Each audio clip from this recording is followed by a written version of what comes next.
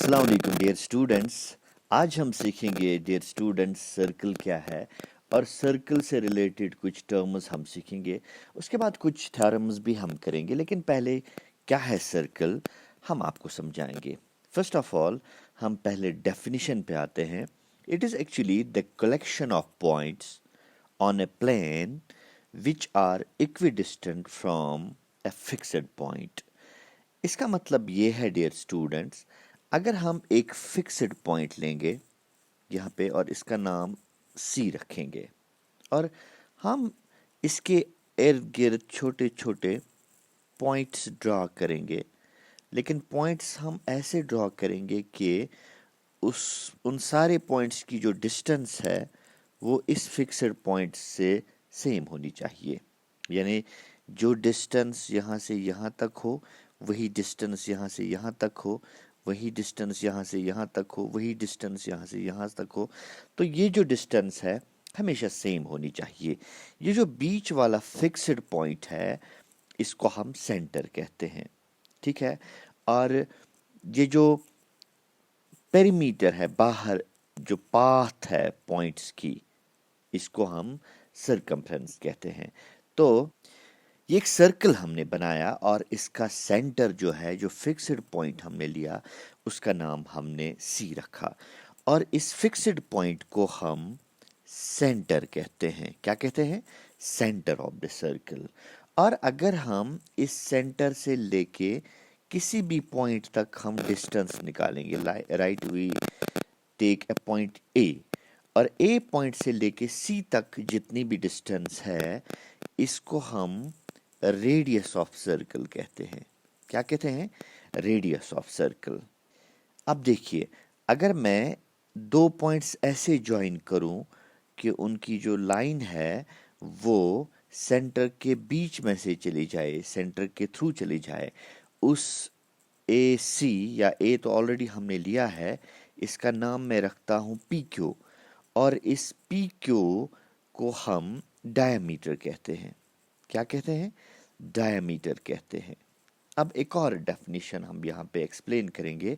अगर हम दो पॉइंट्स लेंगे यहाँ पे, एक का नाम हम टी रखेंगे और दूसरा पॉइंट है उसका नाम हम एस रखेंगे। अगर हम टी को एस के साथ ज्वाइन करेंगे और ये जो लाइन सेगमेंट बनता है इसको हम कॉर्ड कहते हैं, बल्कि कॉर्ड ऑफ द सर्कल कहते हैं। तो इस तरह से हमने सर्कल भी डिफाइन किया और सर्कल के साथ सर्कल का सेंटर क्या है वो भी डिफाइन किया। उसके बाद रेडियस भी मैंने आपको बताया, what is actually radius, and then we defined the diameter और उसके बाद कॉर्ड भी हमने डिफाइन किया। इसके बाद डियर स्टूडेंट्स, अगर हम एक और सर्कल ड्रॉ करेंगे, लेट्स ड्रॉ ए सर्कल, ठीक है। तो अगर मैं एक कॉर्ड लूंगा, like I take the chord A B और यहाँ पे है सेंटर इसका सी। ये जो कॉर्ड है ये सारे सर्कल को दो हिस्सों में डिवाइड करता है, ठीक है। और इनको हम सेगमेंट्स कहते हैं। लाइक ये है नीचे एक सेगमेंट, ठीक है, ऊपर भी एक सेगमेंट है, ये सारा बड़ा वाला पोर्शन, इसको भी हम सेगमेंट कहते हैं। क्योंकि ये छोटा वाला सेगमेंट है इसलिए हम इसको माइनर सेगमेंट कहते हैं और ये बड़ा सेगमेंट है इसको हम मेजर सेगमेंट कहते हैं। तो एक कॉर्ड जो है वो एक सर्कल को दो हिस्से करता है, ठीक है। इन दोनों हिस्सों को सेगमेंट्स कहते हैं। अगर बड़ा वाला हिस्सा है एक है उसको हम मेजर सेगमेंट कहेंगे और छोटे वाले हिस्से को हम माइनर सेगमेंट कहते हैं। कभी कभी ऐसा भी होता है कि हम सेंटर के बीच में से एक कॉर्ड ड्रॉ करते हैं। अगर ये मैं पी क्यू मानूंगा और ये भी एक कॉर्ड है, लेकिन इस कॉर्ड को हम स्पेशल नाम देते हैं, दो दिस अ कॉर्ड, लेकिन ये ये एक इस सर्कल में सबसे बड़ा कॉर्ड होता है और इस कॉर्ड को हम डायमीटर कहते हैं। इसके बगैर भी अगर हम कॉर्ड डालेंगे वो सारे कॉर्ड्स जो हैं वो इस पी क्यू से छोटे होंगे। This P Q is the largest chord और इस लार्जेस्ट कॉर्ड का हम एक स्पेसिफिक नाम देते हैं क्या नाम देते हैं इसका? डायमीटर। ठीक है, अगर आपसे कोई पूछेगा what is diameter, diameter is the greatest chord of a circle. Dear students, अब हम अगर एक सर्कल ड्रॉ करते हैं और उसके साथ एक लाइन भी हम ड्रॉ करते हैं, लेट्स ड्रॉ ए लाइन। और लाइन जब हम ड्रॉ करेंगे तो तीन पॉसिबिलिटीज़ हैं। लाइन हम एक यहाँ डालेंगे, ये लाइन जो है ये सर्कल को कहीं पे भी टच नहीं करती है। एक और लाइन में ड्रॉ करता हूँ, ये सर्कल को एक पॉइंट पे टच करती है। ठीक है, मैं इस पॉइंट का नाम जो है चलो P रखता हूँ। ठीक है, ओके। एक लाइन अगर सर्कल को एक पॉइंट पे टच करती है उसको टेंजेंट ऑफ द सर्कल कहते हैं। क्या कहते हैं? Tangent of the circle. If A line touches a circle at one point and that line is called tangent। और ये जो पॉइंट है इसको हम पॉइंट ऑफ कांटेक्ट कहते हैं। क्या कहते हैं? Point of contact, because it is the point where a line contacts to a circle। ठीक है, तो एक और पॉसिबिलिटी ये है कि एक लाइन अगर हम ड्रॉ करेंगे वो सर्कल को दो पॉइंट्स पे इंटरसेक्ट करेगी, और ऐसी लाइन को हम सीकेंट कहते हैं या सीकेंट लाइन कहते हैं। और ये जो लाइन है ये सर्कल को दो पॉइंट्स पे इंटरसेक्ट करती है, और इन दोनों पॉइंट्स को हम पॉइंट्स ऑफ इंटरसेक्शन कहते हैं। क्या कहते हैं? Points of intersection. तो एक सीकेंट जो है वो एक सर्कल को एट मोस्ट दो पॉइंट्स पे इंटरसेक्ट कर सकती है। इन दो पॉइंट्स को हम पॉइंट्स ऑफ इंटरसेक्ट कहते हैं। अगर मैं इनका नाम दूंगा L and M, L and M are two points of intersection. और यहाँ पे मैंने एक पॉइंट जो एक लाइन टच करती है सर्कल को, उस पॉइंट का नाम मैंने P दिया, और उस पॉइंट को हम पॉइंट ऑफ कांटेक्ट कहते हैं। इस तरह डियर स्टूडेंट्स दो लाइंस हमने यहाँ पे डिस्कस की या डिफाइन की। एक tangent line, tangent line is that line which touches the circle at one point, and another is secant line, or you can say simply secant. Secant is a line or line segment which intersects the circle at two points। Dear students, अभी तक कुछ definitions हमने explain की कि circle क्या है और radius क्या है और सेंटर क्या है इसका, और इसके बाद हमने माइनर सेगमेंट और मेजर सेगमेंट भी डिफाइन किया। और अब हम डिफाइन करेंगे पेरीमीटर ऑफ ए सर्कल। अगर हम पेरीमीटर मानेंगे, अभी हमने बताया कि ये जो पॉइंट्स हैं, पॉइंट जो सारे पॉइंट्स फॉलो करते हैं पाथ ऐसे कि उनका जो डिस्टेंस होनी चाहिए फिक्स्ड पॉइंट से वो सेम होनी चाहिए। डेफिनेशन में ही आपने सुना कि it is the collection of points which move such that on a plane कि its distance from a fixed point is constant। और ये जो पाथ बनती है इसको हम पेरीमीटर कहते हैं या सरकमफ्रेंस कहते हैं। क्या कहते हैं? Circumference of a circle. Circumference के लिए या सरकमफ्रेंस के बारे में एक मशहूर बात ये है, वो हम अभी आपके साथ एक्सप्लेन करेंगे या शेयर करेंगे। वो ये है कि आपने डियर स्टूडेंट्स यूक्लिड का नाम सुना होगा, यूक्लिड। और यूक्लिड की जब हम बात करते हैं, यूक्लिड ने एक बहुत ही इंटरेस्टिंग रिजल्ट यहाँ पे डिस्कवर किया। उन्हें कहा कि अगर हमारे पास एक सर्कल है और सरकमफ्रेंस इसकी जो है उसको हम C से डिनोट करेंगे, और इसका डायमीटर जो है वो हम D से डिनोट करेंगे, या डायमीटर में इस तरफ R है और ये R है, you can take diameter as twice R। Euclid ने क्या किया, उसने बड़े बड़े सर्कल डाले या बड़े बड़े सर्कल ड्रॉ किए, छोटे सर्कल ड्रॉ किए, उससे बड़े सर्कल ड्रॉ किए, उससे भी बड़े सर्कल ड्रॉ किए, यानी बहुत सारे सर्कल्स ड्रॉ किए। और अल्टीमेटली उसने क्या ऑब्जर्व किया, हर किसी सर्कल का उन्होंने डायमीटर भी मेजर किया और रेडियस भी मेजर किया।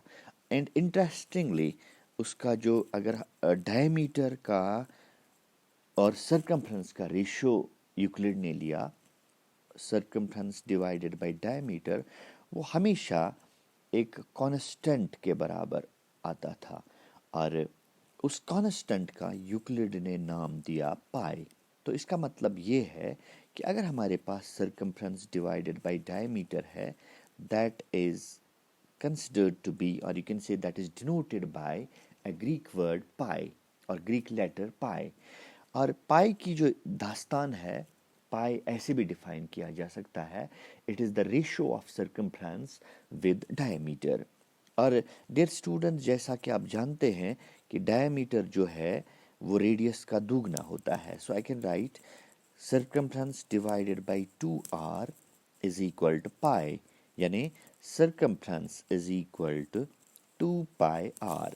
इस तरह से हमने सर्कमफ्रेंस की एक फॉर्मूला डिराइव की या एक्सप्रेशन डिराइव की, circumference is always equal to 2πr। Dear students, अब हम एक और टर्म यहाँ पे डिफाइन करेंगे, वो है arc, arc of a circle. What is arc of a circle?